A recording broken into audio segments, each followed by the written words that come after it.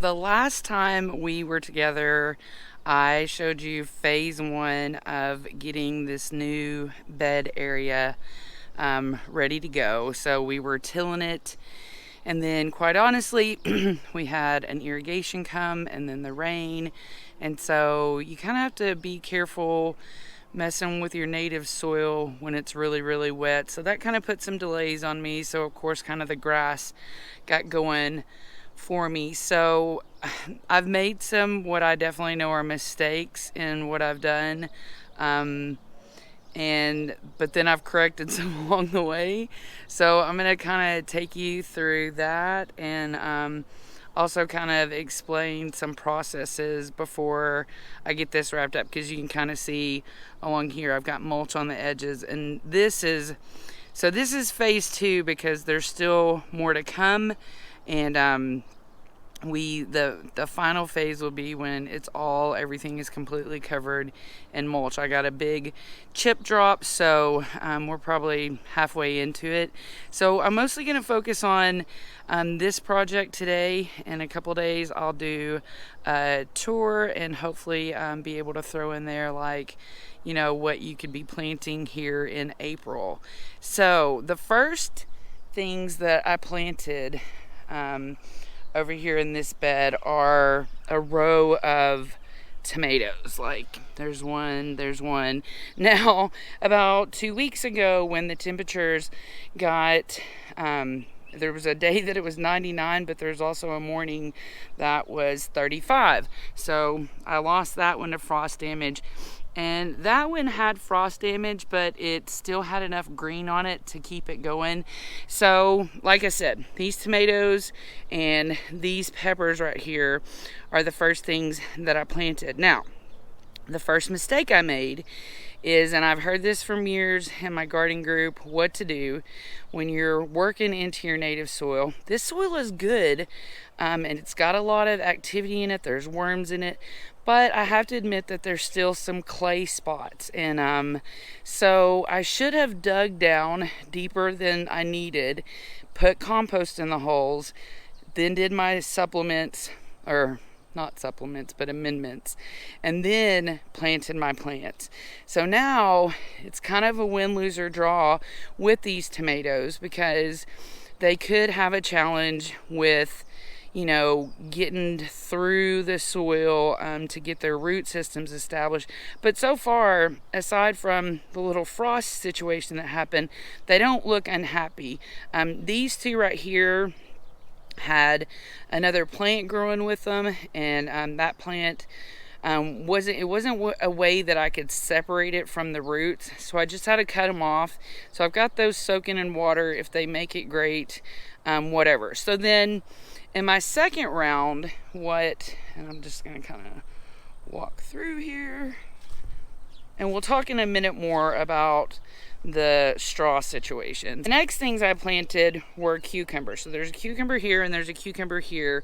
And in this situation, I did dig down deep, and I used a little bit of some compost that I made. It was a little dry, but I wasn't thinking at the time about the fact that I had a bag of manure that I could use. So that's what I used. But again, they seem pretty happy. That one over there looks like it's, starting to actually grow. So that was what I did different there. When I started this row of peppers, which is a row of, it's like 4 poblanos, I was very, what do you want to call it, intentional. So I dug down a good amount.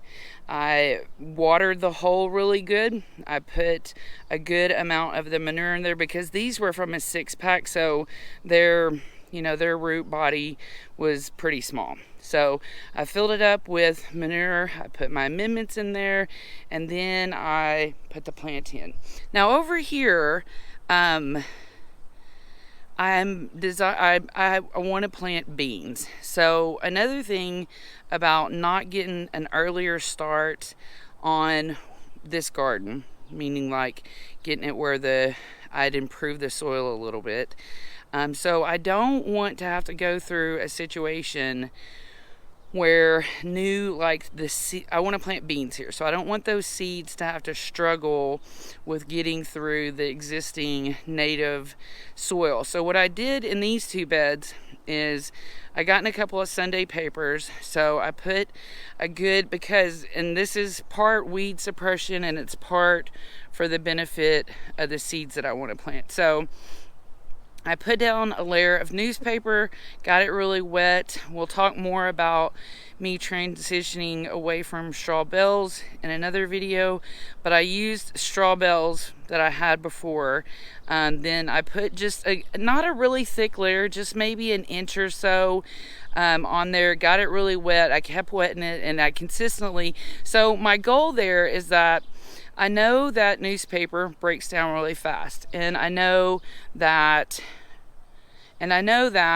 worms like newspaper, and they like this composted hay or straw, sorry. So my thought process is that stuff is going to go to work in improving that first layer of the native soil. And then I'm going to come back on top of these straw bales, not today because I'm getting my irrigation tomorrow morning, but after that I'm going to come back with some of my grow bags that have soil in them. I'm going to top these out to about 6 inches of my soil, and then I'm going to go in and plant my beans. And as my beans come up, then I'm going to come back in with more wood mulch. So that's really where we'll get into that third phase.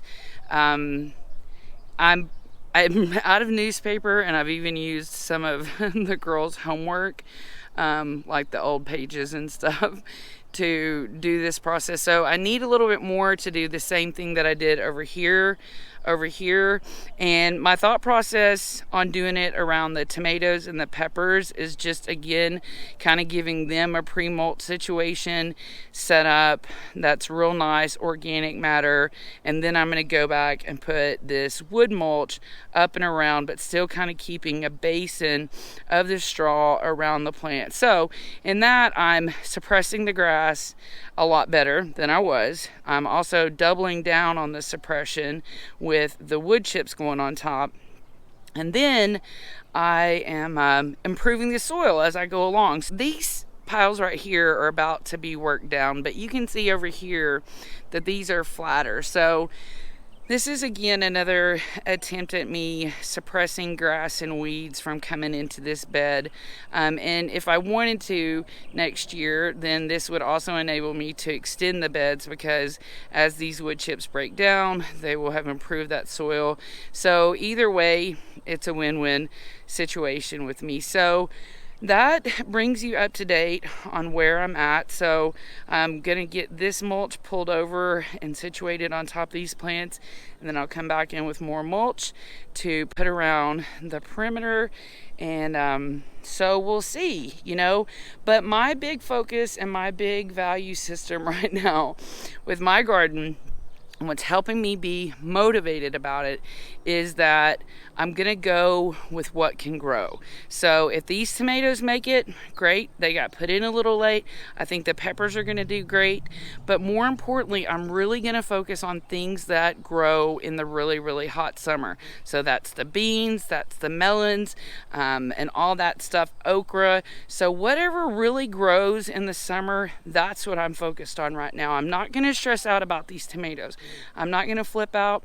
I've got another bed going that's got other tomatoes in it. So no matter what, I believe I'm going to have tomatoes.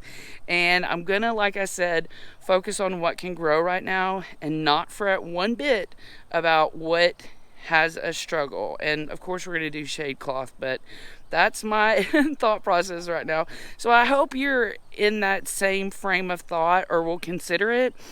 Because maybe you are delayed in getting going, maybe you didn't get started as fast, maybe all your projects didn't come together. So just focus on what you can, and let's grow what can grow. And otherwise, have yourself a great day.